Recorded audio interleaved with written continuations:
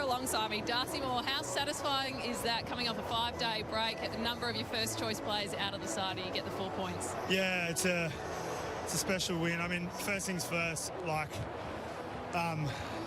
when you see an incident like what happened with Lachie Schultz, just competing so hard, it's just so rattling to see.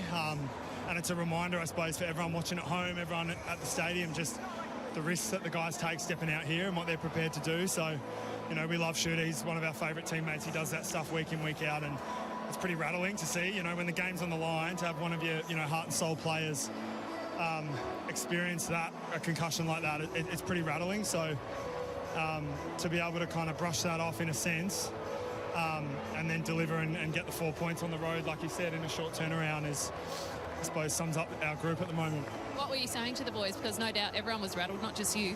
Yeah, it was. Well, we were pretty concerned just at how severe he looked, like how disorientated he looked, and we sort of, first thing, both players on both teams sort of thought the game should have been stopped at least for 20 seconds to let him off the ground. Obviously, a lot of the Freo guys connected to Lachie as well, so that was really our first concern because of just how nasty it looked. But yeah, I think to sort of regroup and then execute under pressure, you know, the crowd gets up and about, the Freo team score a few goals and the game's on the line, to be able to regroup and execute was awesome. You definitely thought it should have been stopped, the game, at that point? Felt like, well, he was right in front of me, so I could see sort of how much he struggled walking, so it just felt like 20 seconds, it was a set shot anyway, so felt like it was right in that moment, but clearly it only happens when it's near the play. So just, it felt like out here in the moment that like someone's in a state like that and we're still running around chasing a footy. It didn't feel right.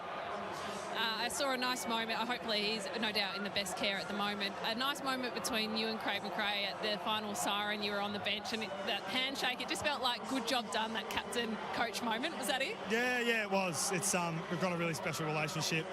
We've worked together for, you know, on and off for over 10 years, so we're super connected, and obviously as the captain and the coach we have that close bond, and so proud of the group. You know, 5-day turnaround, managing players like you said, and against a, you know, pretty fired up Freo team, to be able to execute and get the job done makes you pretty proud to be the captain and the coach, I'm sure. And your defensive group in particular, I think it was 16-2 intercept marks from your D50 in that at the final siren.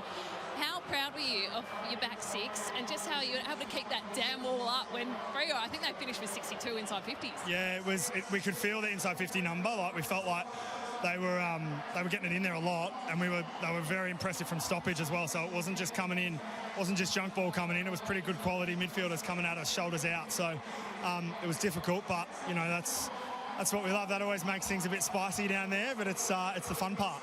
Hey, you got some fair support here, Black and White Army in Perth. So go and enjoy this. Thanks so much, Darcy. Thanks, Kath. Good on you.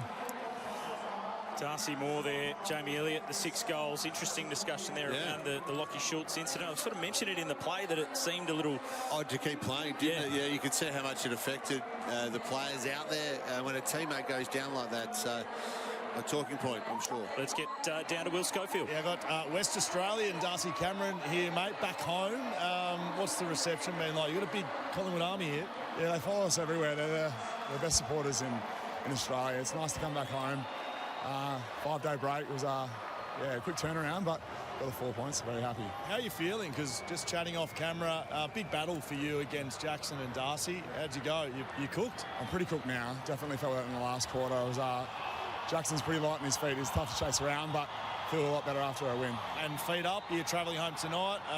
You know, 5-day rest coming into this one, so you're looking forward to a bit more of a break. Yeah, I'm going to catch a red-eye home, hopefully get some sleep in the flight, and 3 days off with some family and friends. Great job, mate. Good to see you. Cheers, mate. Appreciate it. This season, we're going to head into the newsroom now with John Ralph. Ralphie, Sean Darcy looked really despondent on the sidelines after he injured himself. What's he looking at?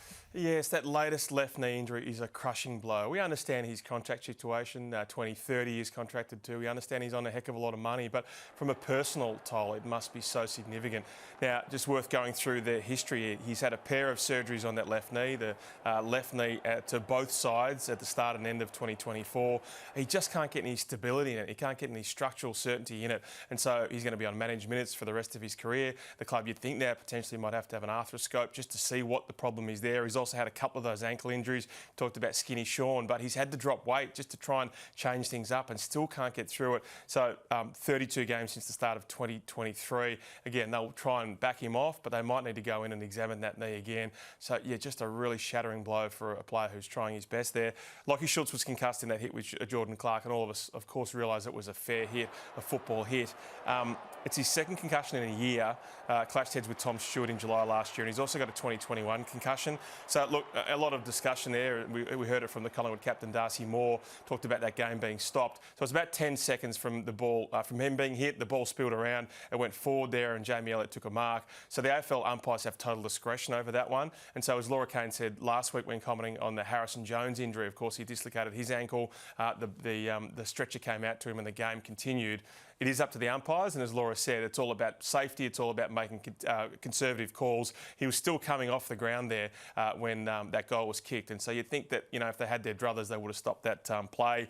So, yeah, in a 9-day break, Jordan De Go with his Achilles will play next week, according to Collingwood's football boss in Charlie Gardner, rather, and Braden Maynard, that scan there with his plantar fascia, he will play as well. So all of their stars back, and even Tom Mitchell, half a game in the VFL on Saturday, coming off his long-term ankle issue. So, yeah, bad news for Lachie Schultz. The Pies are absolutely flying.